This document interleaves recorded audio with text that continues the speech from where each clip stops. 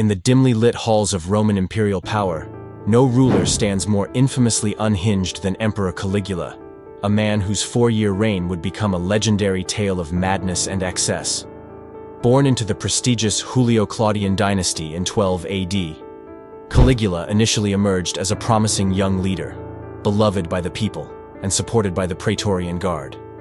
However, mere months after ascending to the throne, he would transform from a potential great ruler into a nightmare that would shock even the most decadent Roman citizens.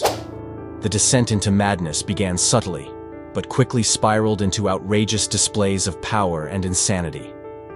Caligula proclaimed himself a living god, demanding to be worshipped and creating elaborate ceremonies that blurred the lines between religious ritual and personal delusion.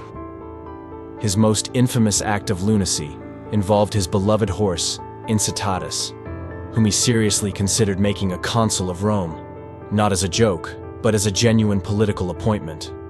The horse was reportedly fed golden oats from a marble manger and had a house more luxurious than most Roman senators, symbolizing Caligula's complete detachment from reality. His cruelty matched his insanity, with historical accounts describing how he would randomly execute senators, sleep with their wives, and host grotesque banquets where guests could be killed on a whim for his entertainment. Family was no exception to his brutality. He murdered several of his own relatives, including his own wife and young nephew, eliminating potential threats and satisfying his paranoid delusions. The palace became a place of constant terror, where no one was safe from the emperor's unpredictable rage and sexual depravity. The Roman people and Senate suffered under his rule, experiencing a reign of terror that seemed more like a nightmare than a legitimate government. Caligula's economic policies were equally erratic. He would waste enormous amounts of public money on personal extravagances, while simultaneously imposing harsh taxes and conducting bizarre public spectacles. His military campaigns were equally ridiculous, including one infamous incident where he reportedly commanded his soldiers to collect seashells as spoils of war from the English Channel.